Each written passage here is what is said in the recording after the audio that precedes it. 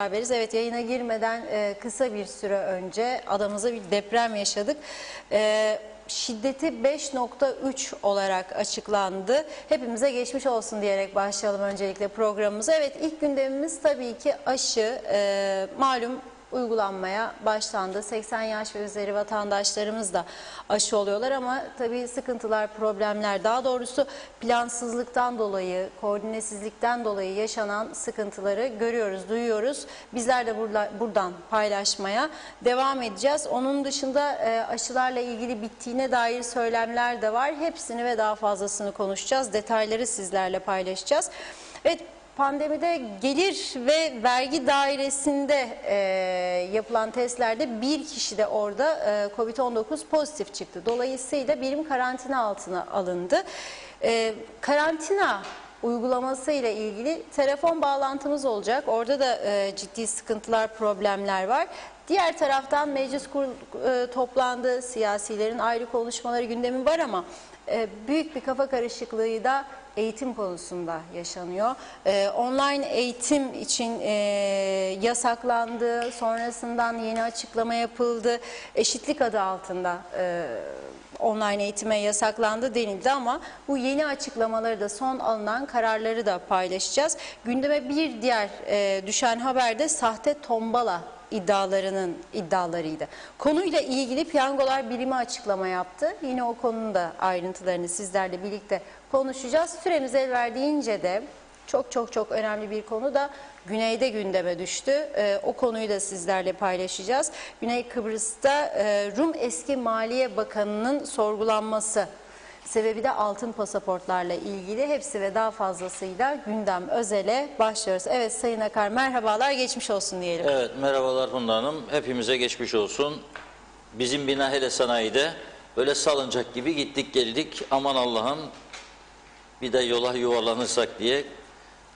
Evet, bayağı endişeliydi. Şimdi bir fotoğraf arkadaşlara gönderdim. Hemen sıcağı sıcağına Gazi Mausa Hastanesi'nde doktorlar, hastalar depremin şiddetiyle sokağa fırlamış.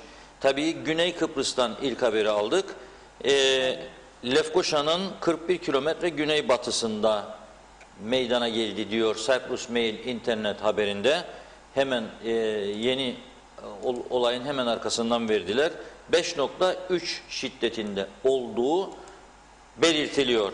Ama esas biz bunu tabii Kuzey Kıbrıs Meteoroloji İdaresi verebilir mi veremez mi bilmiyorum ama Türkiye'deki deprem merkezinden bunu büyük bir ihtimalle öğreneceğiz.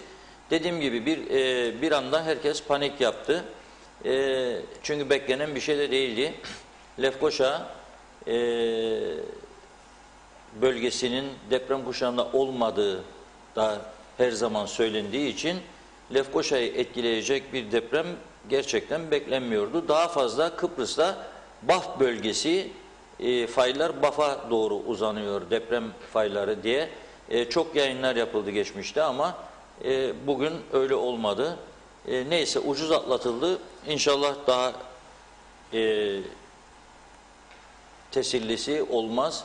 Bununla bu deprem işi sona erer diyoruz. Çünkü derdimiz çok, bir de depremi kaldıracak gücümüz yok gerçekten. O yüzden geçmiş olsun diyoruz. Bu Gazi Mausa Hastanesi'nin görüntüsünü gönderdim Sezgin Bey, reji. Bu konu bitmeden ekrana gelirse iyi olur. Gazi Mausa Hastanesi'nde deprem paniği. Neyse az sonra yine gelir ekranlara. Evet. Bugün ana gündemimiz elbette yoğun bir gündem var bizi bekleyen. Maliye Bakanlığı'na bağlı vergi dairesinde bir pozitif vaka yüzünden daire kapatıldı. Sonrasında neler oldu? Orada çalışanların bir kısmının isimleri ilgililer tarafından Sağlık Bakanlığı'na verildiği için onlar bir anda toplanıp temaslı diye karantina merkezlerine götürüldü. Hiç teması olmayan, söz konusu şahsın yüzünü dahi görmeyen insanlar da çağrıldı. Sağlık Bakanlığı evinde kalabilir dedi, polis alıp götüreceğiz diyor.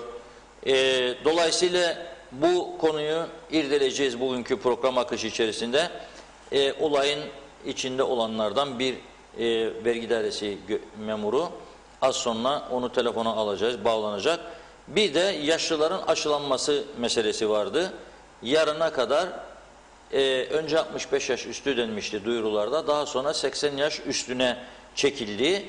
Ama bu arada 40'ı, 45'i, 50'si, 55'i gidenler, aşılananlar da oldu. Burası Kuzey Kıbrıs Türk Cumhuriyeti. Burada yok her şey olabilir. Düzen, intizam yok. Sırası gelen aşılanır, giden şansı olan aşılanır, şansı olmayan aşılanmaz. Kimler önceliklidir? Acaba dünya bunu nasıl yapıyor? Bir baksaydık fena olmazdı. İngiltere'deki hastanelerden görüntüleri izledim dün. Gerçekten bizimkine baktığım zaman üzüldüm.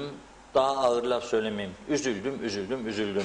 Biz küçücük bir yerde sözde %95'in üzerinde üniversitelilerin olduğu bir ülkede nasıl bir yaşam sürüyoruz burada? Gerçekten anlamak mümkün değil. Bugün yine Girne'ye giden vatandaşlarımız 80 yaş üstü olanlar orada aşıların kısa sürede tükendiğini öğrenmişler. O görüntüler gelsin arkadaşlar, yaşlılar. O yaşlıların görüntüleri gelsin. Görelim. 2,5 dakikalık görüntüler vardı. Lefkoşa pandemi. Evet, bu şekilde yaşlılarımız, bazı belediyeler taşıma hizmeti verdi, gönderdi. Bazıları kendi imkanlarına etti. Bu dündendir. Ali Pilli Bey dün Lefkoşa Tren Yolu Hastanesi'ni ziyaret etti. Bugün gelenler, Çiğdem Hanım'ın verdiği görüntüler. Bu Mehmetçik, Osman Zorlu Bey'in paylaştığı fotoğraf var. Şöyle diyor Osman Zorlu Bey, Mehmetçik'te emekli polis. Çok merak ediyorum resimlerini, gördüğünüz büyüklerimiz 90 yaşın üzerindedirler diyor. Yürüyemiyorlar da. Nasıl Erenköy Sağlık Merkezi'ne gidip aşı olacaklar? Mehmetçik'te sağlık merkezi vardır diyor. Suyu mu çıktı bu sağlık merkezinin? Sayın Bakanım diyor, size rica ediyorum diyor. Seviyor da Ali Pilli Bey, Osman Zorlu Bey devamlı övüyor kendisini. Bir çare üret diyor. Binlerce insanı niye Erenköy'e taşıyalım? Mehmetçik Sağlık Merkezi aşı için uygundur diyor. Bu yaşlı gördüğümüz Mehmetçik'te diye önceki fotoğraf var. 90 yaşın üzerindeki insanlar olduğunu Osman Zorlu Bey sosyal medya paylaşımından bildirdi. Bir başka paylaşım Halkın Partisi Milletvekili Sayın Jale Refik Rogers yaptı. 80 yaş üstü risk grubundaki kişileri hastanelere çağırıp uzun kuyruklarda aşı için bekletmek, aşı yapmadan da geri göndermek ne insanidir ne de pandemi kurallarına uygundur. Özveriyle çalışan hastane personeliyle vatandaşı karşı karşıya getiren bu fikir ülkemizde risk grubu olan birçok kişinin hayatı ile oynamaktırdı. Böyle bir dönemde Sağlık Bakanlığı'nı daha sorumlu ve planlı davranmaya davet ediyorum. Belediyeler ve sağlık merkezleri dururken bundan faydalanmak yerine yapılan bu uygulama ne akla ne de vicdana uyar diyor. Bir çağrı da eski Lefkoşa Devlet Hastanesi emekli başdoktoru Bülent İzzarlı'dan geldi. Kimler için? İngiltere'de yaşayıp şu an Kıbrıs'ta olanlara veya orada eğitim görenlere uyarımdır diyor. Önemli bir uyarı. Bunu lütfen İngiltere'de yaşayanlar veya İngiltere'ye gidecek olan, Kıbrıs'ta bulunup şu anda İngiltere'ye gidecek olanlar iyi dinlesinler. Diyor ki aşı programına nerede başlamışsanız orada bitirin diyor. Yani her iki dozu da aynı yerde alınız diyor. Kuzey Kıbrıs Türk Cumhuriyeti'nde Sinovac aşı alıp Londra'da Pfizer yaptırmak mümkün olamayabileceği gibi sakıncalı da olabilir diyor. Veya tam tersi de olabilir. Bilim insanları farklı yöntemlerle yapılan aşıların yapılması durumunda sitokin etkisi denilen çok zararlı bir yan etkiyi dillendiriyorlar diyor. Bu konuda hassas olalım. Sinovac'ın ikinci dozu 28 gündür diyor. Pfizer'in de 14 gündür diyor. Yani Pfizer yaptıranlar 1000 tane güneyden gelen aşılardan şanslı olup da yaptırabilenler daha iyi olduğu için diyorum şanslı, daha iyi netice verdiği iddia edildiği için ve Avrupa Birliği'nin de onayladığı bir aşı olduğu için onlar 14. gün ikinciyi yaptıracaklar. Sinovac yaptıranlar ise 28 gün dolunca yaptıracaklar. İnşallah maşallah 28 günde dolmadan ikinci parti aşılar gelir ve inşallah maşallah 14 gün içinde de Pfizer'in ikinci partisi gelir. Ben gerçekten bir Kıbrıslı Türk olarak bu yaşadıklarımızdan dolayı çok büyük bir üzüntü duyuyorum. Güney Kıbrıs şu anda 957 bin tane aşıyı parasını da ödemiş, bağlamış durumdadır. 3 milyon aşı alımını da garantiye aldı. Yani firmalar, 4 tane aşı firması AB'nin onayladığı 3 milyon adet aşıyı göndermeyi Güney Kıbrıs'a kabul ettiler.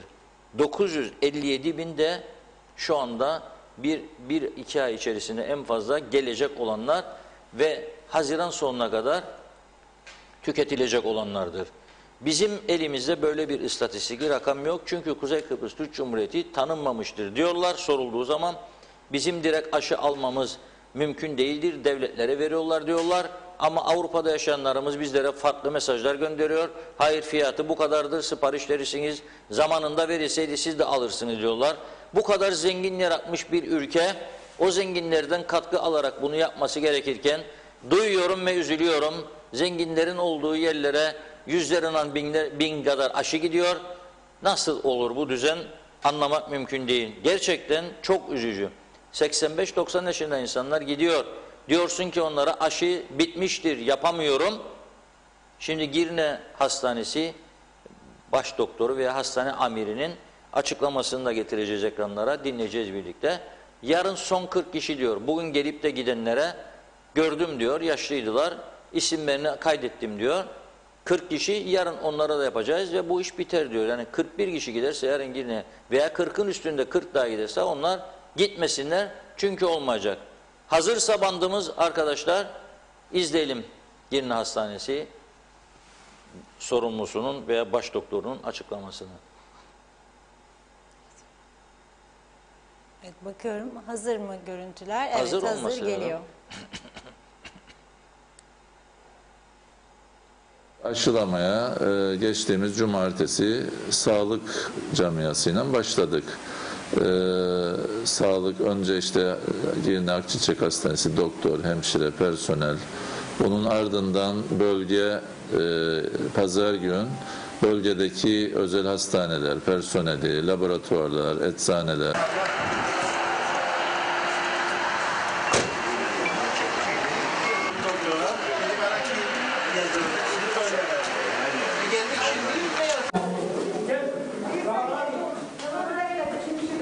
Ali nerede? Fehmi Ali nerede?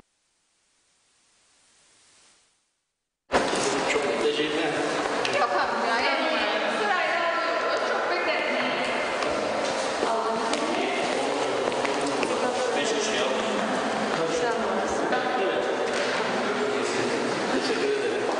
Da bekleyeceğim, tamam. Herhangi bir alerji olmasın diye. Bulantı, kusma, baş dönmesi. Sizi biraz sağa alayım. Yani benim Biz aşılamaya geçtiğimiz cumartesi sağlık camiasıyla başladık.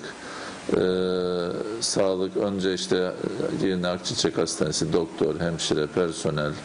Bunun ardından bölge pazar gün bölgedeki özel hastaneler, personeli, laboratuvarlar, eczaneler, sağlıkla ilgili birimleri aşılamaya geçtik. Pazartesi hatta devam edildi bu. Salı gün sabah da bir bakanlığın açıklamasıyla 80 yaş üstüne geçmeyi planlandı. Bakanlığın elindeki geri kalan aşılarla. Ve çarşambadan itibaren de işte aşılamaya devam ediyoruz. Yani salı, çarşamba, perşembe bugün de. Biz yaklaşık bugüne kadar 1100 civarında bir aşı talebinde bulunduk ve şu anda bugün bunların tümünü tüketmiş durumdayız.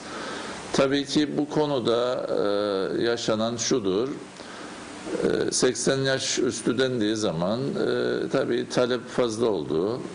İnsanlarımız gelip burada aşılanmak istedi. Dün bir sorun yaşanmadı. Yani dün arada yaşanıyor tabii ki. Yani her gün belli bir rakamda aşı yapılabiliyor. O rakamı aştığı zaman o insanlar yapılamadı. Tabii yapılamayan bugün de geldi. Yine de yapılamayan insanımız oldu. Şu anda biz ne yapıyoruz? Buraya bugün müracaat edenlerin tümünü kaydettik. Ve 40 taneyi yapamamıştık çünkü aşı yolda gelirdi diye. Ben insanları bekletmeyeyim diye bu 40 kişiye, isimlerini kaydeden 40 kişiye buraya gelip de aşı bulamayan son 40'ını da yarın yaptırıyorum. Yani bekletmemek için yarın çağırdık. Tabii bunun dışında halen arayanlar için de ben talimat verdim, işte ilgili arkadaşlar arandığı zaman isim, soy isim alsın, işte numarasını alsın ve bilahare gelecek olan gruba da onları çağıralım. Tabii bu konuda aslında bugün öğrendiğim kadarıyla Sağlık Bakanlığı da bir tedbir alıyor. Çünkü bu başlangıçta bir yoğunlaşma oldu. Gelen sefere daha planlı yapmayı düşünüyorlar. Bölgelere göre herhalde sayı belirlenecek ve ona göre belki peyderpey gruplar halinde başhekimlikler de yardımcı olacak. Belki belediyelere görev düşer. Bölge belediyeleri yardımcı olur yaşlı insanlara. Ve bu şekilde inşallah yeni grup gelecek, aşı grubunda daha planlı, daha halkımızı yormadan, insanlara çok üzmeden veya çok bekletmeden aşılamayı gerçekleştiririz. Sabah temasa geçtik, geldi. Yalnız ben halkı, insanları bekletmemek açısından burada beklerken bir kayıt aldık, isimlerini aldık, numaralarını aldık ve yarın sabah hepsi aranıp gelip aşılarını yaptıracaklar. 40 kişi. Ondan sonrası yok. Bitti yani, aşı bitti. Evet, evet. Yani bize verilen bilgi bu. Bakanlık zaten herhalde bu konuda bir açıklama yapacaktır.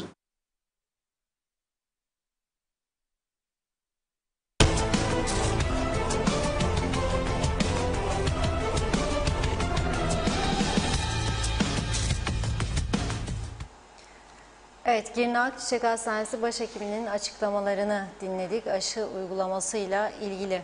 Evet, öyle diyor Doktor Ceyhun Birinci. Diyor ki 40 kişinin isimleri alındı. Yarın onlar, başka da aşı yok. Bitti demektir yani.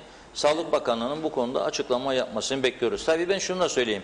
Yani Sağlık Bakanlığı da elinden geldiğince çalışıyor, bir şeyler yapmaya çalışıyor, halka yardımcı olmaya çalışıyor ama bunun önceden bir planlaması yapılmalıydı. Daha planlı ve örgütlü bir şekilde çalışılmalıydı. Bu yaşlıların bu kadar eziyet çekmemesi lazımdı gidip aşı olmak için.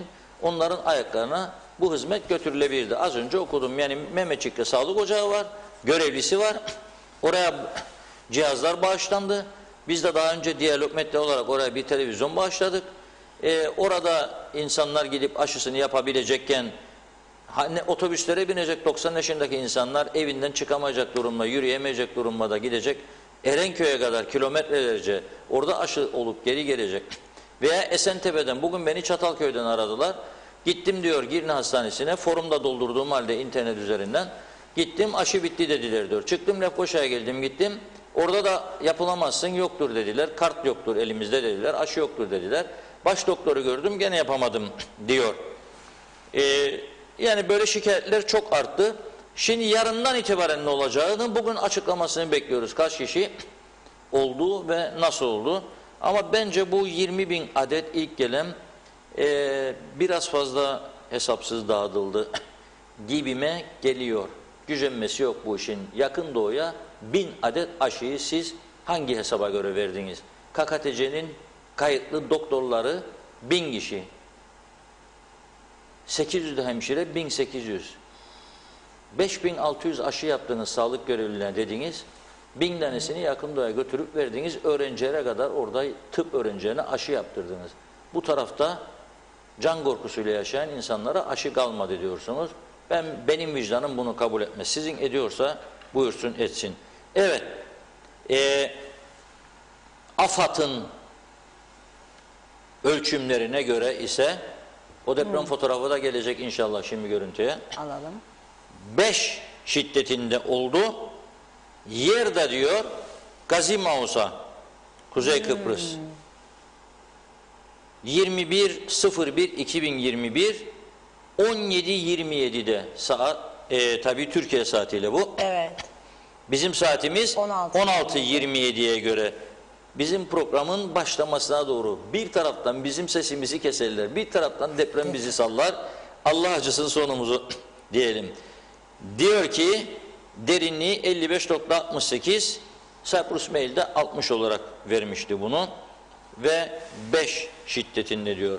Ama bir izleyicimiz Paşaköy'den yazıyor. Bizde diyor ilk diyor öyleydi. İkincisi tekrarı geldi diyor. 6 gibi diyor. Bu da gördüğümüz gibi panik yapan insanlarımız Mausa Hastanesi'ne herkes sokağa fırladı. Hakikaten beşikte sallanır gibi bir sallama oldu bugünkü bu depremde. Evet. Aşı programını bekliyoruz. Bundan sonrası ne olacak? Tabii bilirse de Sağlık Bakanlığı da ne gün ne saat gelecek, ne kadar gelecek biliyorsa bunu yapabilirler. Ama ben buradan teklif ediyorum. Eğer satılıyorsa bu aşı daha da geç kalmadan fiyatını belirlesin Sağlık Bakanlığı. Teklifleri alsın. Bir 10.000 adet mi alır, 20.000 adet mi, 30.000 adet mi? Bu yaşlıları bir an önce bitirelim. Şimdi batılı ülkeler, Güney Kıbrıs'ı söylediğimde kızıyorlar ama bugün Güney Kıbrıs'tan çok başka bir örnek, bir haber vereceğim. Kızan kızar, kızdığı gibi de başından aşağı buz döksün soğusun. Şimdiden söylüyorum. O kızma isteyenleri kızdıracak bir önemli olayı anlatacağım burada ve bizimle mukayesesini yapacağım. Onun için bu konuyu Güney Kıbrıs'a bağlamayayım, İngiltere'ye bağlayayım. Orada Kuzey Kıbrıs'ta yaşayan Kıbrıslı Türklerden çok daha fazla Kıbrıslı Türk yaşıyor İngiltere'de. Dolayısıyla oradaki vatandaşlarımız da biliyor. Yanlışysam beni doğrusunlar. İngiliz Sağlık Bakanlığı'nın sitesine girdim. Kimlere öncelik verirler aşılamada? 1 diyor, sağlık çalışanları. 2, başlangıç önce 80 yaş üstü, sonra 75 yaş üstü, sonra 70 yaş üstü, sonra 65 yaş üstü, sonra 60 yaş üstü, sonra 55 yaş üstü, sonra 50 yaş üstü. Program budur. Uygulama budur.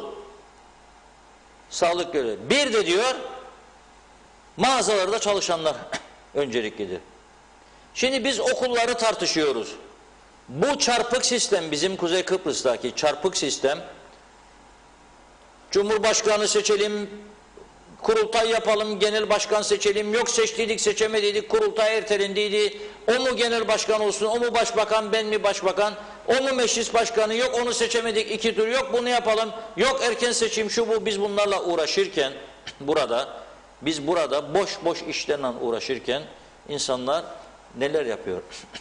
Biz tamamen vaktimizi böyle seçim bunlarla geçiriyoruz.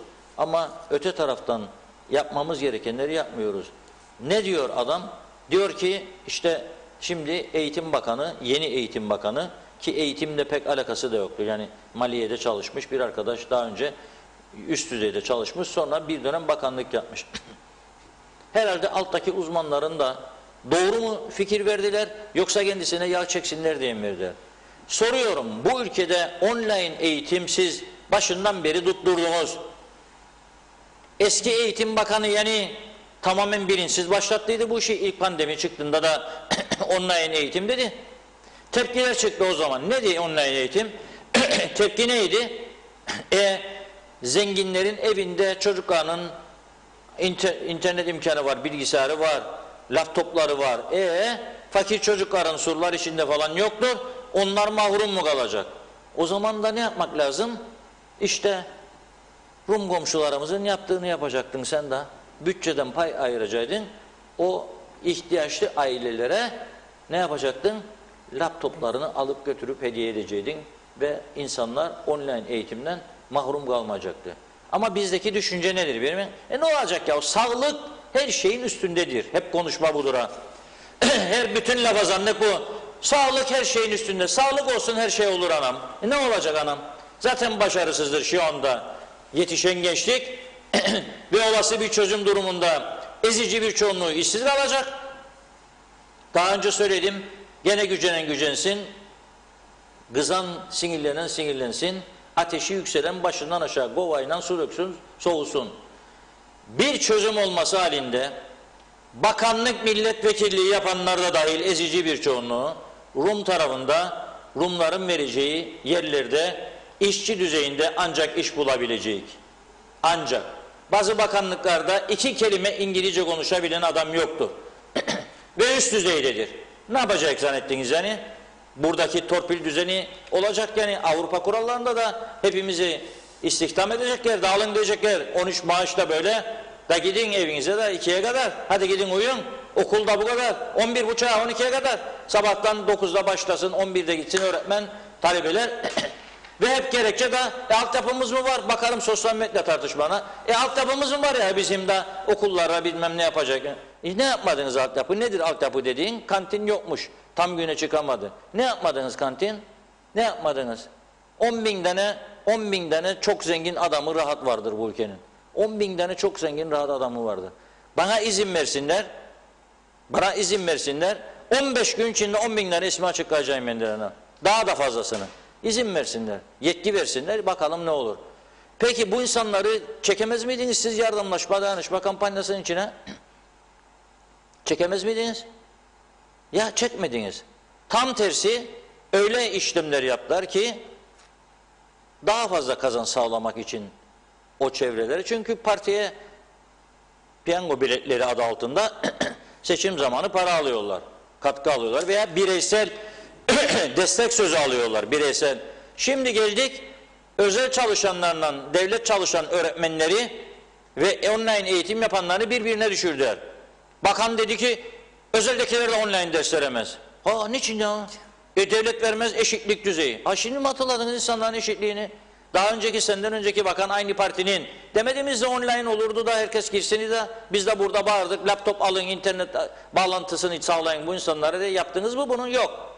Nasıl öğrenci yetiştiriyorsunuz? Ve bu bir yılın kaybını nasıl telafi edeceksiniz? Ha onun da cevabı vardır. Merak etme ya. Bir şekilde bitirecek çocuk ondan sonra alacak kendini bizim parti gene iktidarda. 30 yıldır 40 yıldır iktidarda güneş solmaz hiçbir zaman. Güneş gene gelecek gene alacak çocukları bir yerlere sokacak. Rahat ol. Sağlıktır her şeyin önemlisi. Düşünce budur. Bu düşüncenin bu toplumu nerelere getirdiği ortadadır. Ve nerelere getireceğini ben düşündükçe gerçekten uyku uyuyamaz duruma geldim. Nerelere? Ben memleketimi terk etmek istemem. Ama bunlar beni de zorluyor. Bunlar beni de zorluyor. Dikkat et, zorluyor beni diyor. Sistem beni zorluyor. Dayanamayacak bu işe ya böyle giderse. Nasıl bir ülke bu? Yani 2 ay evvelki bakan online dedi. Bütün kriz boyunca. Birçok insan online üniversite bitirir dünyada şu anda. Biz online'ı kaldırıyor. Neden? Eşitlikmiş. Niçin eşitlik? Çünkü devlette çalışanların hepsinin online yokmuş da özel gidenler parasılıymış da onlara hak sağlıyor. Bak ama bu kadar zaman sermayenin destekçisi parti şimdi bana sermayeyi karşısına alır gibi nice da öteki garibanları korur gibi bir durum. Çok yazık. Ne tutarı var, ne planı var, ne programı var, ne söylenen sözün temeli var. Hiçbir şey yok. Ve öğretmenler birbirlerine girdi. Şimdi özelde çalışanlarla devlette çalışanlar. Unuttukları bir şey var ama devlette çalışanları ödüyor. Özelde çalışanlar ödenemiyor. Kapattılar bütün dershane, etüt merkezleri, şunlar bunlar. Battı herkes. Kiraları ödeyemiyorlar. Onları düşünen yok. Hiç düşünen yok. Sadece ben alıyorum. Tamam kapat. Bazı öğretmenler de tabii gerçekten fedakar öğretmenlerimiz de var. Hakkını yemeyelim. Onlar da bir an önce okul açılsın gidelim. Eğitim verelim. Onlar da rahatsız. Şimdi okulları açabilecek miyiz? 25'inde diyor. Kaç defa dediğin gün olmadı ya? Sevgili kardeşim sen bakan olduğun günden bugüne. Söylediğin hiçbir gün açılmadı okullar. Hani Sağlık Üst Kurulu'ydu kararı veren burada? Nasıl gün verin 25'i? Açılabilecek mi? Bir taraftan da yaygara var. Vergi dairesi kapandı. Bir taraftan yaygara var. Kapadın Lapta'yı. Kapadın Alsancak'ı. Vaka çıkmış orada. Kapadın. Bölgesel kapanma diyor bazıları şimdi. Kapadın kardeşim. Zaten açık oldulardan oldu. Herkes battı zaten sayenizde. Hiç eksik olmayın. Sayenizde bütün memleket battı. Kapadın da orayı da burayı da. Nasıl olsa devlet ödeyecek. Ödeyebilecekse ay sonu. Ödeyebilecekse. Ana vatan da herhalde artık görüyordur bu bizim trajikomik durumumuzu da herhalde protokol olmadan koşturmaz para vermeye gene buraya. Bırakın özel sektörde olduğu gibi kamuda birlikte bu düzeni ya düzeltsinler ya böyle girsinler düzenin içinde. Başka türlü olmayacak bu iş. Evet, bu arada telefon bağlantımız da hazırmış. Siz bir giriş yapın isterseniz Reşat Bey. Evet, Sonra şimdi bugün vergi alalım. dairesinde bir pozitif vaka görülmüş diye vergi dairesini komple kapattılar. Bir panik. Beni de arayanlar, sosyal medya çalkalanıyor. Nasıl olur pozitif vakayı işe getirdiniz, şu oldu bu oldu. Ama bu taraftan bir yığında insanı yallah pandemi hastanesine, para yok devlette, hastanelere bir adam gönderiyorlar. Karantina altınaymış. Safiye Özkan Hanım da karantinaya çağrılanlardan biri, vergi dairesinde çalışıyor. Benimle Evet. konuştu program öncesinde. Şimdi ama esas konuyu ondan dinleyelim. Merhaba Safiye Hanım. Merhaba Reşat Bey, iyi yayınlar dilerim. Sağ olun. Şimdi ne oldu vergi dairesinde? Bugün sizden dinleyelim. Orada çalışıyorsunuz. Şimdi ehliyet bölümünde bir arkadaşımız geçen haftalarda makinise gitmişti. Makinisin pozitif olduğunu öğrendi. Ama olay kendine dairedeyken haber geldi. Kendini eve izoleye aldı. Daha sonra amirleri tarafından daireye aranmış gelsin diye. O da dün çıkmış daireye geldi. Evet. Daireye geldiği zaman gene pozitif olduğundan haberdar değil. Çünkü ikinci testinde pozitif çıkmış. Dün akşam 10.30'da telefonlar geldi hepimize. Biz 10.30'da öğrendik gece. Arkadaşımızın pozitif olduğunu, yani daire arkadaşımızın. Evet. Kendi ehliyet bölümünde çalışır. Ben başka bir bölümde çalışırım. Dün Temasınız oldu mu hiç? Görüştünüz mü? Gördünüz mü birbirinizi? biz birbirimizi görmedik. Ben kendisiyle hiç temas etmedim. Sadece amirimin odasına geldi. Amirimle görüşmüş, arkadaşlarımla görüşmüş ama ben odaya geldiğini amirimle veya arkadaşlarımla görüştüğünü de görmedim. Yani ben kendisini gün içerisinde hiç görmedim. Hiç görüşmediniz. Buna rağmen sizi karantinaya mı çağırıyorlar? Karantinaya çağırıyorlar şu şekilde, çünkü isim verirken temas edilip edilmediğimize bakılmaksızın amirimiz Sağlık Bakanlığı'na liste verdi. Liste verirken de ne daire tarafından ne amirlerimiz tarafından temas edilip edilmediğimiz sorulmadı. Siz şimdi neredesiniz? Ben şu anda evdeyim. Sabah beni Sağlık Bakanlığı aradı. Bana ev garantinası verdi. Ben de tamam dedim. Öğleden sonra beni polis aradı. Riverside'e gitmemi söyledi. Ben de kesinlikle gitmeyeceğimi, temas etmediğimi ve ev garantinasında olduğumu söyledim. Bütün yetkilileri de arayacağımı söyledim polise. Ha, sizi polis aradı. Ama Sağlık Bakanlığı size dedi ki evde karantinada olacaksınız değil mi? Evet. Ama Hiç- listeyi Sağlık Bakanlığı polise vermiş. Daha sonra da listede olanları karantinaya aldılar. Evet. Ama siz bu adamı görmediniz. Kesinlikle görmedim, konuşmadım. Hiç dairede gün içerisinde kendisini görmedim. Ha, farklı dairelerde misiniz? Kendi zemin katta ehliyet bölümündedir. Ben ikinci kattayım, götürü bölümündeyim. Farklı bölümlerdeyiz. Evet. Amirimiz ortak sadece. Evet. Siz diyorsunuz ki ben görmediğim, etmediğim bir insan temaslıyım diye beni karantinaya alıyorlarsa buna gerek yoktur. Beni niye alacak, götürecekler, para da ödeyecekler pandemi hastanesine. Öyle mi? Ya da oteline diyeyim. Temaslısı bile olsa beni karantinaya götürmeleri hiç de normal bir şey değil. Yani yaptıkları daha büyük külfet kendileri için. Daha Evet. zaman kaybı. Evet. Doğru. Peki Ben Ali Pilli'yi aradım, Sağlık Bakanımızı. Evet. Telefonuna ulaşamadım. Bakanımıza mesaj çektim. Temaslı merkezini aradım. Onlara da ulaşamadım. Onlara da mesaj çektim, durumu bildirdim. evet. Umarım bu ev karantinasını sürdüreceksiniz. Yani Sağlık Bakanı bizi duyuyordur şu anda. Programımızı çok can kulağıyla dinlediğini biliyorum. Veya dinleyip kendisine aktarıyorlar. Sizin burada ne temasınız var, ne beraber çalışıyorsunuz aynı yerde. Farklı birimlerde siz ayrı katta boşuna sizi hastaneye götürüp 14 gün kapatmaları ve para ödemeleri yerine ev karantinası herhalde uygun görülecektir diye düşünüyorum. Teşekkür ederiz bağlantı kurduğunuz için. 27'sinde de test yapılacak bana. Ben de tamam dedim. 27'sinde test için gideceğim. Evet. Tamam. Testinizi de yapsınlar. Ve ondan sonra herhalde durum anlaşılmış olur. Yani ben buradan duyurayım, herhangi bir şekilde benim kapıma herhangi bir polis veya herhangi bir sağlıkçı gelirse ben kesinlikle karantinaya gitmem. Çünkü temaslı değilim. Temaslı olmayan birilerini toplayacaklarına temaslı olanları ve ciddi boyutta olan olayları toplasınlar lütfen. Evet, peki. Teşekkür ederiz çok. Ben Teşekkürler. çok Sağ olun. teşekkür ederim Reşat Bey. İyi yayınlar dilerim. Sağ olun, teşekkür ederiz. Evet, Tahsin Berk Bey yazmış, özelden gönderdi bana, Messenger'den. Ben diyor, MS hastasıyım, yürüme güçlüğüm var. Kime sorduysam bir tatminkar cevap alamadım. Merak ediyorum, benim aşı sorunumu nasıl halledeceğiz? Evet, Tahsin Berk Bey, Sağlık Bakanlığı bizi duysun lütfen. Tahsin Berk Bey ve onun gibilerle ilgilensin. Çünkü bu kabul edilebilir bir durum değil. MS hastasıdır. Evinden dışarı çıkıp yürümesi zordur. Siz bu insanlara aşıyı, hizmetini ayağına götüreceksiniz.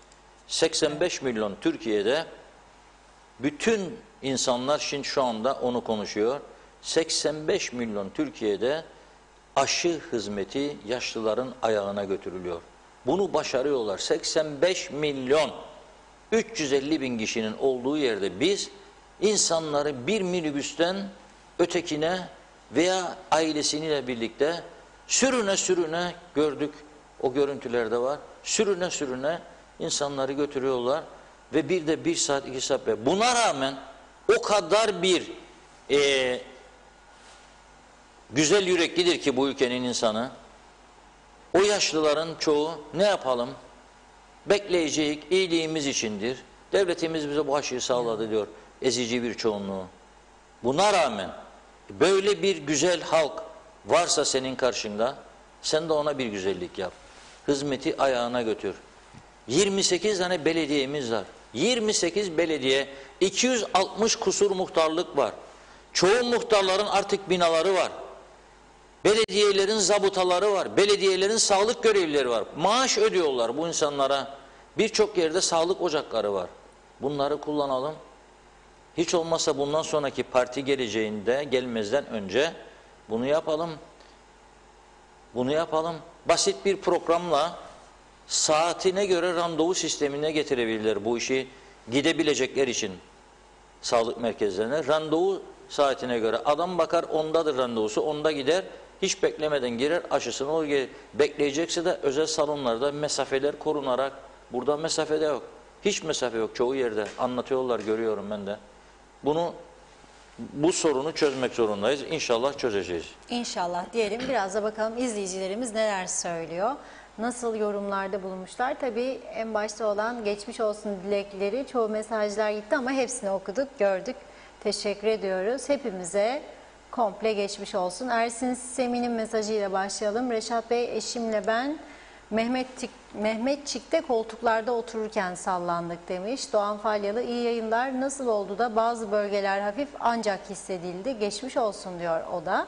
İsmail Kerçin, iyi yayınlar. Funda Hanım, Reşat Bey, Mesarya sallandı. İyi yorumlar demiş. Sibel Serin, Sayın Akar, Sayın Bedir, iyi yayınlar diliyorum. Kıbrıs'ımıza geçmiş olsun diyor o da. Mehmet İnancı, hoş vakitler değerli dostlarım. Deprem kötü haber. Allah tüm ada halkını korusun. Huzurlu yayınlar dilerim. Koronasız günlere inşallah. İnşallah. Akçay Muhtarlığı da iyi yayınlar dilemiş.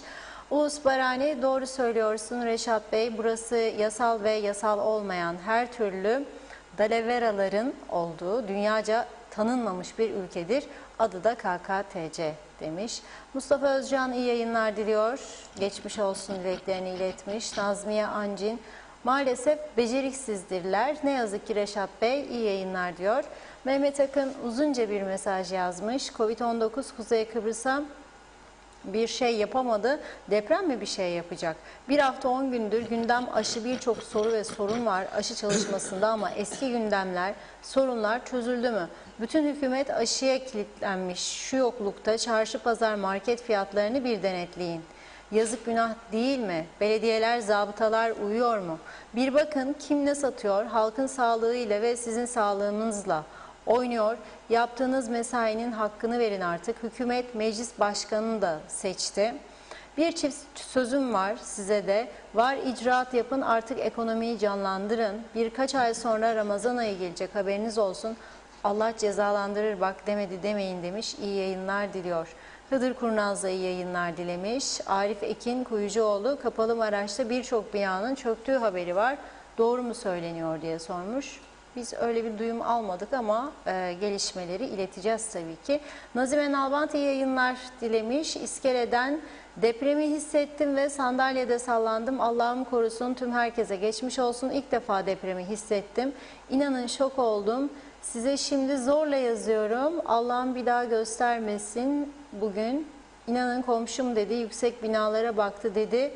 Bana Nazime teyze, ben yüksek binaları istemem kalayım, ansızın deprem olursa, bugün bu konuşma oldu. Ben de dedim burada Kıbrıs'ta deprem olmaz ve şimdi oldu, şoktayım, inanın, sevgilerimle. Nazime Hanımcığım, size de çok çok geçmiş olsun. İrina Akman da orada geçmiş olsun Kıbrıs diyor. Sayar Aker, yaşlılar zaten evlerinden çıkmıyorlar, bunca eziyet çekiyorlar, anlamak zor demiş. Mehmet İnancı, yaşlılara eziyet, ızdırap ve cefa çektirdiler. Evlere gidip bu yaşlılarımıza aşı yapılabilirdi. Yazık ve günah. Unutmasın yöneticiler, onlar da bir gün yaşlanacak diyor. Safiye Hüseyin, yazık bizim yaşlı insanlarımıza, gidip evlerinde yapılamaz mıydı? Çok üzgünüm demiş o da. Mustafa Bedir, geçmiş olsun, sağlıklar dilerim diyor. Sevgili babacığım, teşekkür ediyoruz. Alev Yıldırım, tüm Kıbrıs'ta yaşayan insanlarımıza büyük geçmiş olsun. Allah beterinden korusun. Mehmet Akın, şimdi hastaneyi ve aşı vurdurmaya gelen yaşlı büyüklerimizi gördüm, utandım. Yazıklar olsun böyle zihniyete. Oy istemeye gelince halkın evine gidersiniz. Hizmete gelince halk devletin ayağına ve tesislerine binbir güçlükle gitsin. O kişiler sizin de anneniz babanız olabilir. Bu görüntülerden utanın diyor. Kuzey Kıbrıs Türk Cumhuriyeti idareciler ve bu duruma yönetilmeye, ses çıkarmaya en güç halk. Daha sonra deprem olur, sel olur, her şey olur. Bu ülkeye böyle giderse demiş Cengiz Boyacı. Düzova'da eşeğini kaybeden bazı liyakatsiz insanlar Kuzey Kıbrıs'ta ülke yöneticisi, müdür müsteşar oldu. Ülkenin hali de içler acısı oldu diyor. Ömer Karavezirler, iyi yayınlar. Arkadaşlar, hükümet sallanır, ada sallanır. Zaten hep sallanmaktayız. Hangi aşı, hangi insana saygı, hikaye işimiz demiş. Ömer Alaçam, yukarıdaki bir salladı bizi, kendimize gelelim diye diyor. Ümit Mustafa, Endonezya 7.1 deprem yaşadı. Kuzey eyaletinde başlayan deprem Talut Adaları açıklarında oldu ve ardından 5.0 Yeni Boğaziçi köyünde hissettik. Paylaşılan bir kaynaktan şimdi öğrendik demiş.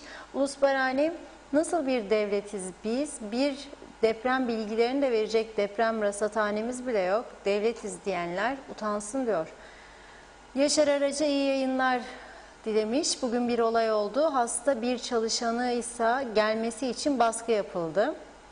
Ve sonucu vergi dairesi kapatıldı. Çünkü bu hasta temaslıydı ve pozitif çıktı. Olacak iş değil. Kim verecek bunun hesabını soruyorum diyor Yaşar Bey. Hüseyin Koltan, iyi akşamlar diliyorum. Funda Hanım, Reşat Bey, kolay gelsin, çok geçmiş olsun demiş. Mehmet Akın, o görüntüler tam ibretlik. Mecliste yayınlanmalı. Ve onlardan para kazananların, yüzsüz arsızların ve hırsızların yüz ifadesini görmeyi çok isterim. Yuh be yuh demiş. Mehmet İnancı, çok doğru Reşat Bey, İngiltere'de saydıklarınız tamamen burada uygulanmakta. Çağırsalar yarından giderim ama sırayı beklemek lazım diyor. İsmet Öztürk, teşekkürler, güzel bir konuşma yaptı demiş. Hilat Siva, iyi akşamlar. Funda Hanım, Reşat Bey, yaşlıların bu görüntüleri beni bir vatandaş olarak derinden üzüyor.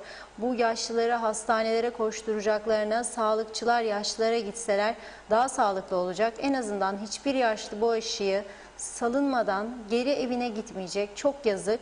Bu aşı konusunda da sınıfta kaldık demiş. Mehmet İnancı, benim bir önerim var diyor. Reşat Bey, lütfen yöneticilerde B12 vitamin eksikliği var. Her sabah bu vitamini alsınlar. Beyne çok faydalı olacak demiş Mehmet Bey. Ersoy Borucu, her şey sanki tamam. Ersin Tatar da Taşkent'teki bayrağı boyama peşinde demiş. Evet, Eral Kara sizi çağırıyor. Gel yanıma Reşat Bey diye yorum yapmış.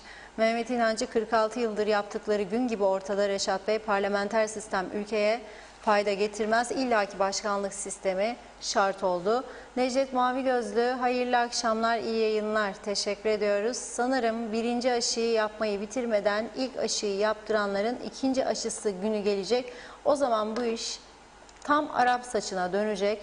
Bir taraftan ilk aşı için sıraya girenler, diğer taraftan ikinci aşı günü gelenler hiç altından kalkamayacaklar. Neden askerden yardım almıyorlar? Hemen hemen her bölgede askeri kamplar var diyor. Orada da askeri doktorlar var. Niye askerden yardım almayı denemiyorlar demiş. Erol Canseç, Reşat Bey sizce bu aşılar kimlere yapılmalıydı diye sormuş. Nasıl bir kural izlenmeliydi diyor. Metin Maraşeli hoş vakitler, kolay gelsin demiş.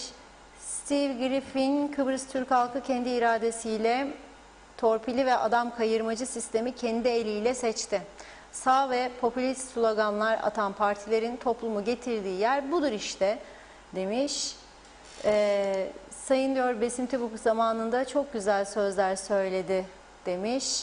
Erol Canseç, Rum tarafı yolsuzlukları sorguluyor. Bugün Diyalog gazetesinde de yazdınız Reşat Bey. Bizde bunu sorgulayabilecek bir mekanizma veya cesaretli siyasetçi var mıdır? Evet, bugün ele alacağımız konulardan bir tanesi. Evet, cevaplayacağım bunu. Yani zaten bu konuyu ele alacağım aslında. Bir iki mesaj daha aktarayım. Hemen ara veriyorum. Sultan Şeker hayırlı yayınlar, iyi akşamlar dilemiş. Metin Erdem iyi yayınlar diliyor.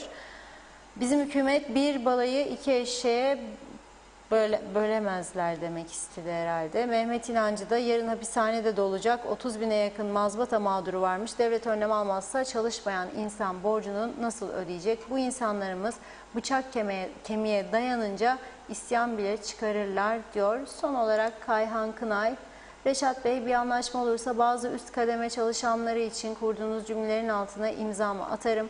Ben emekliye çıktıktan sonra çalıştığım okuldan biri üst kademe yöneticisi oldu. Ben o sırada Londra'daydım. Allah'ım dedim, inşallah aklıma gelen en başarısız olan falan arkadaş değildir diye kendi kendime düşündüm. Maalesef o olmuştu. Memleketin düzeni bu. Hep aynı şeylere devam eder. Bunu dile getirdiğiniz için tebrikler demiş diyorum ve sonrasında devam edeceğim yine mesajlara. Buyurun Reşat Bey, söz Evet, sizde. öncelikle aşı konusunun artık bir düzene girmesini bekliyoruz, istiyoruz. Ve çünkü zaten insanlar hemen bir pozitif vaka oldu mu, 3 vaka oldu mu, 5 vaka oldu mu müthiş bir panik yapıyor halk. Bu aşı da bir umut verdi hepimize, işin gerçeği. Ona bakmak lazım. Ama bu arada Sağlık Bakanlığı'na şimdi bir açıklama geldi. Bugün ortalık bir iddiayla çalkalanıyor. Şimdi tabii internet siteleri var, internet gazeteciliği yapanlar var. Onaylatır onaylatmaz verirler, o ayrı bir konu haberleri. Şimdi Akdeniz köyünde sakin 68 yaşındaki Ergün Çakmak dün Girne Akçiçek Hastanesi'nde Covid-19 aşısı yaptırmış ve aşı sonrasında hayatını kaybetmiş bugün. Şimdi dün aşı yaptı, bugün hayatını kaybetti diye haberler dolaşıyor. Bunu okuyan duydunuz mu diye birbirine aktarıyor. Bu da acaba aşı olan insan ölebilir mi? Paniği başladı. Halbuki bu işin doğrusu nedir? Bu işin doğrusu tıbbi sonuçlardır. Yani bir hastaya şey yapılacak, götürüp otopsi yapılacak. Otopsi raporuna göre konuşulacak. Eğer aşıdan dolayı öldüyse, belki başka birinin rahatsızlığı vardı. Belki tansiyon hastasıydı. Belki kalp hastasıydı. Bu vatandaşımız bilemem. Ama tabii ayrı bir soru daha geliyor gündeme bu arada. 68 yaşında sen 80 yaş üstü dedin. Da nasıl oldu da 68 yaşındaki adama dün aşı yaptın? Demedin kendine Ergün Bey 80 yaş üstü alıyoruz şu anda. Evet. Da 68'e sıra gelmedi. Gelince sizi çağıracağız buraya. Bu da ayrı bir soru. Allah rahmet eylesin. İnşallah aşıdan dolayı değildir. Çünkü şu ana kadar aşıdan dolayı rahatsızlık geçiren biri olduğunu duymadık. Yani Cumhurbaşkanımıza da yapıldı bu aşı, Başbakan'a da yapıldı, Sağlık Bakanımıza da yapıldı, diğer bakanlara da yapıldı. Yapıldı, bir gün insana yapıldı. 20.000 adet aşı, Çin aşısı tüketildi. 1000 adet de 1080 adet de Pfizer. Avrupa'nın aşısı, Alman aşısı. Şimdi dolayısıyla ne olduğunu bilmiyoruz ama Sağlık Bakanı diyor ki, evet diyor, 68 yaşındaki Ergün Çakmak dün Girne Akçiçek Devlet Hastanesi'ne Covid-19 aşısı yaptırdı diyor. Aşı sonrasında herhangi bir akut yan etki görülmemiştir. Ancak evinde rahatsızlanarak yaşamını yitiren Çakmak'ın kesin ölüm nedeni otopsi sonrasında açıklanacaktır. Bugün 4 ayrı otopsi olduğunu öğrendik. İşte bugün 4 adet otopsi olduğunu öğrendik ve tek adli tıp uzmanımız vardır. İdris Bey, Allah iyiliğini, sağlığını versin, eksikliğini göstermesin. İkinci bir adli tıp uzmanı yıllardır yoktur bu ülkede. 10 yıldır ben konuşuyorum bu konuyu. 10 yıldır. Seçime saatler kala 500 kişi, 1000 kişi istihdam ederler. Oraya buraya gidin, Bodrum Batı'nda oturun aşağıda. Biri görmesin de sizi. Ne iş yapacağınızı da sormayacak size. Zihniyetinden tayin yapabilen insanlar bir adli tıp uzmanı bu ülkeye getiremediler ikincisini. Ve bu adam da biraz dinlensin ya. Rahatsızlığı olabilir, hasta olabilir, öksürük olabilir. Ne bileyim, dinlenmeye ihtiyacı vardır. Ailesiyle vakit geçirmek ister. Geçenlerde Ankara'ya gitti, sınava girecekmiş bir sınav. İdris Bey 3 gün Kıbrıs'ta değildi diye 3 gün otopsi yapılamadı Kıbrıs'ta. İnsanlar bekledildi, buzlukların içerisinde otopsi yapılamadı diye. Bir adli tıp uzmanı alamadık. Bu ne bugünkü Sağlık Bakanlığı'nın sorunu, ne de 5 ay 10 ay evvelkilerin, son 10 yılın 15 yılın sorunudur. Hiçbirisi almadı. Ve bu sağlıkla ilgili örgütler 2'de 1'de başka meseleleri de grev, eylem bildirilen altına da imza atarlar. Ağızlarını açıp da bir günden bir güne bu sorunu çözelim demediler. Ya bir yerden başlayalım. Önce bunu çözelim. Sonra öteki ihtiyaçlarımızı gündeme getirelim. Hangi birimlerde ihtiyaç var? Ortopedi uzmanı mı istersin? Kalp uzmanı mı istersin? Ne var istediğin, eksikliğin, onların mücadelesini verin. Tamamlayalım eksiklerimizi, yazık günahtır. İnsanlar patır patır gidiyor bu ülkede. Hiç mi kıymeti kalmadı hayatımızın, sağlığımızın? Yani her şey devlet memuru olmak, her şey devletten maaş beklemek değildir. Biraz da insani yanımızı öne çıkarmamız lazım. Özelde çalışanları da düşünmemiz lazım. Bütün toplumun geleceğini düşünmemiz lazım. Bütün halkın sağlığını, refahını, mutluluğunu düşünmemiz lazım. 30 yıl, 40 yıl, 50 yıl tarlada, ovada, özel sektörde, fabrikalarda çalışmış insanlara hayatlarının son günlerinde iyi bir şart sunmamız lazım. Yaşam şartı sunmamız lazım. Sağlık hizmetini ayaklarına götürmemiz lazım. Pandemi başladıktan sonra Avrupa ülkelerinde yapılan tek istihdam vardır. Psikolog istihdamı yaptılar. Evlere gönderdiler. Özellikle yaşlılara gönderdiler. İşsiz kalanlara sıraya koydular. Liste yaptılar. Program yaptılar. Gidip onlara destek verdiler. Hayatta kalma, direnme, işini kaybedenlere, işsiz kalanlara, parasız kalanlara. Biz yok. Böyle bir durum yok maalesef. Çok üzücü. Bilmiyorum, yani bu konu üstünde durmak lazım. Gerçekten önemli bir konudur. İkinci partide inşallah bu soruna bir çözüm getiririz ve daha iyi bir düzen içerisinde aşılamayı sürdürürüz. Şimdi bugünün gündeminde bir önemli olay daha vardı. Diyalog Gazetesi bugün ön sayfasında verdi bu haberi. Bakan Arıklı piyangolar biriminde yolsuzluk iddiaları üzerine Sayıştay Polis ve Mali Denetim Birimine başvurdu. Tüm harcamalar mercek altında diye verdik bu haberi. Bugün de Başbakan Ersan Saner Bey bir açıklama yaptı. Dedi ki Başbakanlık Denetleme Kurulu'na talimat verdim dedi. Bunu araştıracak, hiçbir şeyin gizli kalmasını istemeyiz dedi. Piyangolar birimi ise bugün bir açıklama yaptı.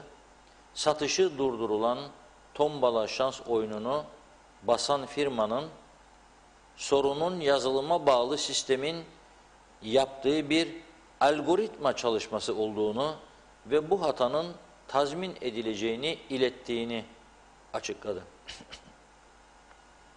Eagle Press firması ile yapılan sözleşmenin 5. maddesinde hatalı basım ve zararın tazmini ile elimizde kalan ve toplattığımız bütün tombalaların herhangi bir hataya mahal verilmeyecek şekilde tekrardan basılacağı ve zararın karşılanacağı taahhüt edilmiştir. Ama iddia o değildir.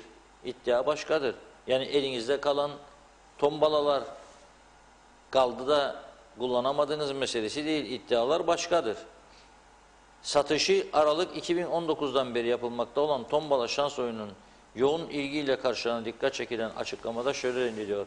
Tombala ile ilgili 15 Ocak 2021 tarihine kadar dairemize hiçbir şikayet gelmemiştir. Bir vatandaşımızın tombola ile ilgili ombudsmana yaptığı şikayet ve akabinde bize 15.1.2020 tarihine gelen yazı ile ilgili araştırma başlatılmıştır. Araştırmanın sağlıklı bir şekilde yürütülmesi için tombalaların tümü gelen yazının hemen ardından piyasadan toplatılmış ve satışı durdurulmuştur. Normaldir. Normaldir. Yani Kuzey Kıbrıs'ta tombalalarda yanlış çıkar. Her şey yanlış çıkar. Çok normal. Yanlış çıkmaması anormal olurdu. Bu normaldir. Tombalalarda yanlış çıkacak, birçok şeylerde olacak. Vatan sağ olsun, yeter ki sağlığımız olsun. Başka bir şeye ihtiyaç yok. Bunlar hep düzelebilir. Yani bunlar önemli değil. Hiçbir sorun yok. Gayet rahatlık içerisinde düzelebilir. Erol Bey'in sorusuna geçeceğim ama çok mesaj varsa atlatılmasın diye birkaç tanesini daha size bir rahatlama açısından bir şans vereyim. Ondan sonra diğerlerine gezelim. Evet, çok teşekkür ediyoruz. Bugün de çok yetişecek gibi değil mesajlar. Hızlıca okuyayım. Taner Şah, herkese geçmiş olsun. Tanrı beterinden saklasın. Maraş'ta yıkılma olabilir. Merkez üstüne yakın ve çok çürümüş yapılar mevcut demiş. Gürkan Bengü Giritli, yaşlılara bundan büyük eziyet yapılamazdı diyor. İnanç Yıldız, hükümet de sallanıyor, bir de deprem salladı demiş. Kerem Kartal, inşallah aşıların devamı gelir ve ivedilikli bir şekilde uygulanır. İyi yayınlar. Evet, son kadede dua edelim ki bugün yaşıyoruz diyor. Kemal Gözay, hepimize geçmiş olsun demiş. İyi yayınlar. Adem Şahir, hayırlı yayınlar diliyor. Vasfi Kovancı, amaç hizmet değil Reşat Bey, hizmet yaparmış gibi görünmek. Amacın ne olduğunu siz bizden daha iyi biliyorsunuz diyor. Ayşe Güner Mertcan, selamlar hepinize. Öyle görünüyor ki ülkemizdeki birçok amir hesap vermek zorunda olmamanın rahatlığı içinde yüzüyor. Çok üzücü. Londra'dan Güner Bey.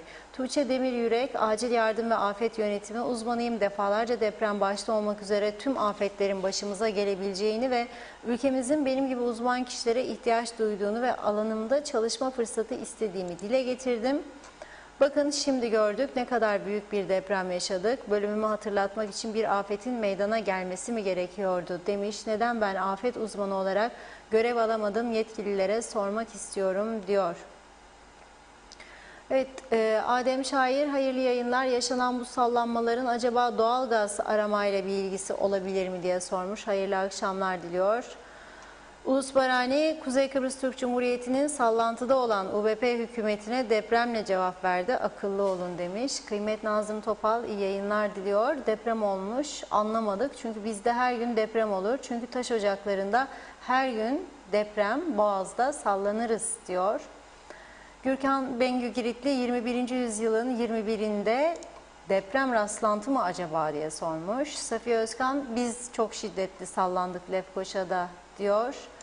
Haşim Volkan, otopsi raporunu bir tarafa bırakalım da dünyadaki haberlere göz atalım. Avustralya bile Norveç'te 80 yaş civarı 23 kişinin aşıdan sonra ölümüyle alakalı araştırma başlattı.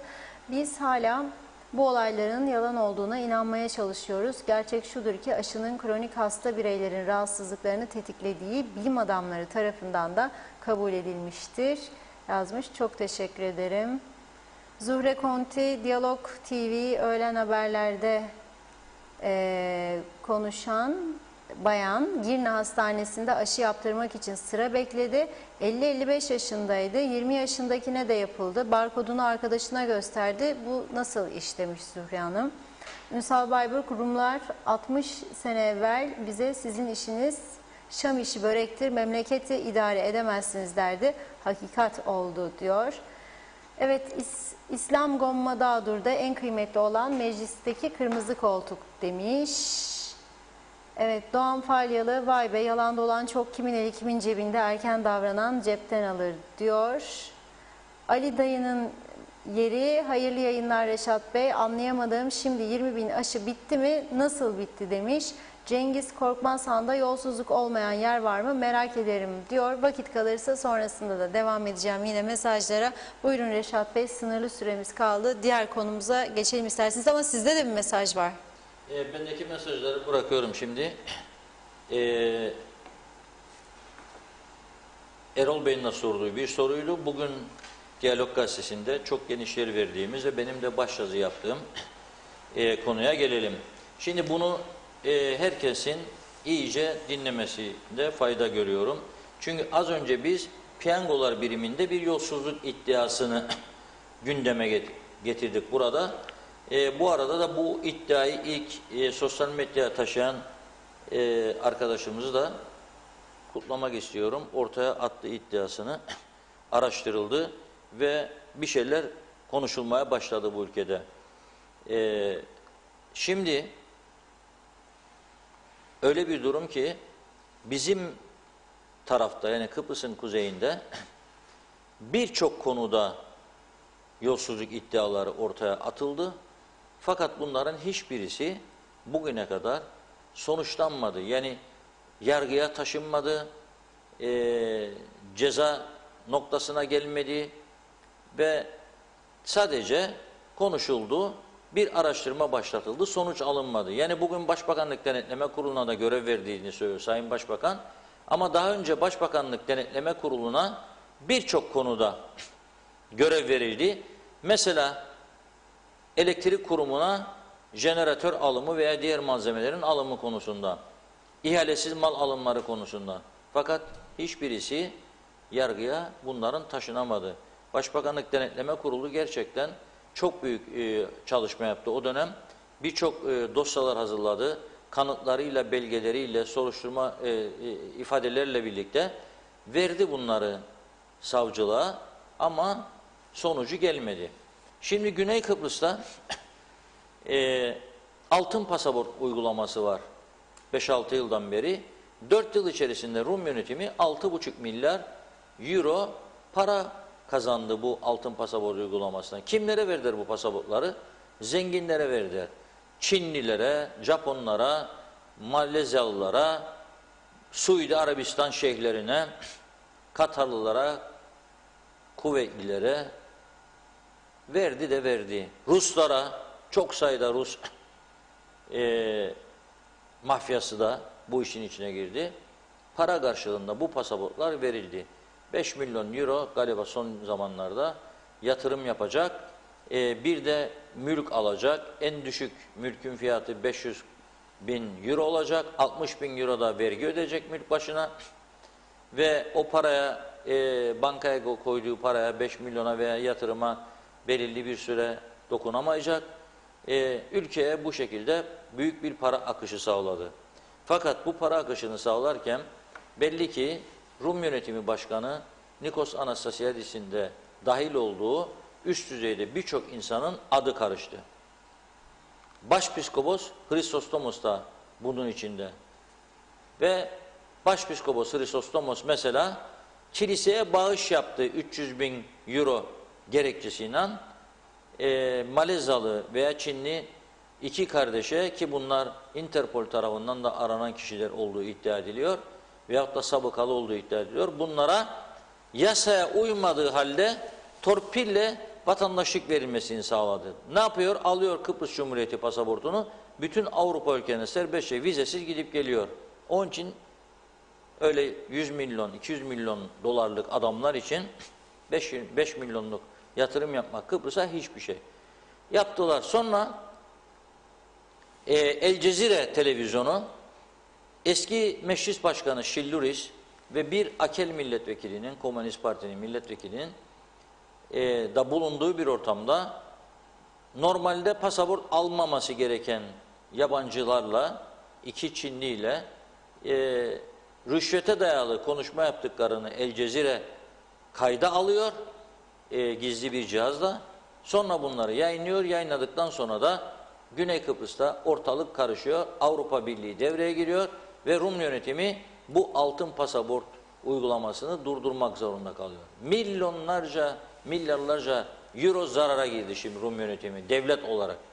Ama Anastasiadis bir süre önce bir yemekli toplantıda, içki masasında Andreas Paraskos isminde bir gazeteciye, bu gazeteci de geçmişte Akel kökenliydi, Katimerini gazetesinin, haftalık yayınlanan gazetenin genel yayın yönetmeni ve başyazarı. Bu Anastasiadis kendisine bu yemekli ortamda pasaport konusunu diyor, bu diyor altın yumurtlayan tavuktur diyor kendisine. Bırak diyor devletin kazancını, birçok insanın şirketinde kazancı var. Mesela benim diyor avukatlık bürom diyor, bir yılda 300 milyon euro kazandı bu işten diyor. Rum gazeteci tabii bunu dinliyor orada ve bir süre sonra bunu köşesinde yazıyor. Vay sen mizdin yazam. Hemen Anastasiadis yalanlıyor. Gazetenin sahipleri devreye giriyor ve Anastasiadis'e merak etmeyin bir özür yazısı yayınlayacak diyor. Gazetecinin bundan haberi yok. Gazeteci bunu duyunca gazetenin patronlarına diyor ki siz diyor bana sahip çıkacağınıza benim özür dileyeceğim konusunda ona diyor güvence verdiniz öyle mi diyor. O zaman ben diyor ayrılıyorum diyor. Şimdi bizim tarafta olsa bu ayrılan gazeteciye en başta kendi meslektaşları sahip çıkmaz. Hiç kimse.